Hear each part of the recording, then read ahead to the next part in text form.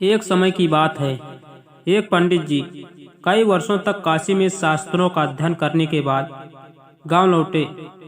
पूरे गांव में शोहरत हुई कि काशी से शिक्षित होकर आए हैं और धर्म से जुड़े किसी भी पहेली को सुलझा सकते हैं।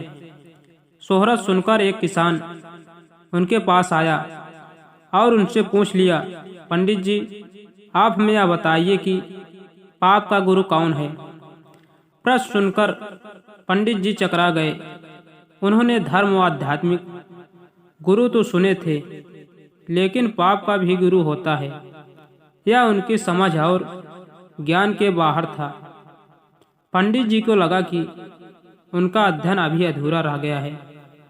वह फिर काशी लौटे, अनेक गुरुओं से मिले, लेकिन उन्हें किसान के सवाल का जवाब नहीं मिला। अचानक एक दिन उनकी मुलाकात एक गणिका से हो गई। उसने पंडित जी से परेशानी का कारण पूछा तो उन्होंने अपनी समस्या बता दी।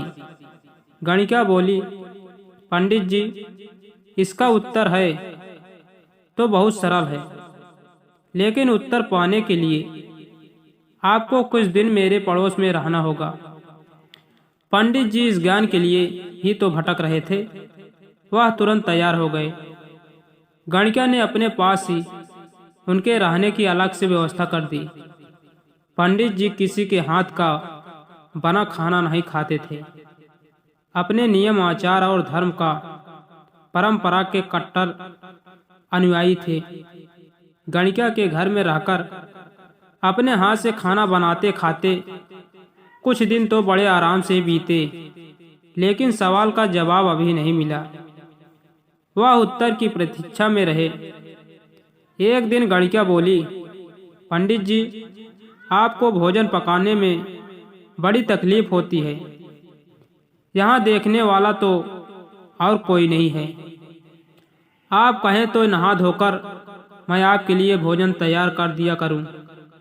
पंडित जी को राजी करने के लिए उसने लालच दिया, यदि आप मुझे इस सेवा का मौका दें तो मैं दक्षिणा में 5 स्वर्ण मुद्राएं भी प्रतिदिन आपको दूंगी।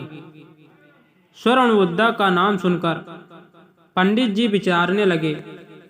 पका पकाया भोजन और साथ में सोने के सिक्के भी, अर्थात दोनों हाथों में लड्डू है। पंडित जी ने अपना नियम, व्रत, आचार विचार, धर्म सब कुछ भूल गए। उन्होंने कहा, तुम्हारी जैसी इच्छा, बस विशेष ध्यान रखना कि मेरे कमरे में आते जाते तुम्हें कोई नहीं देखे।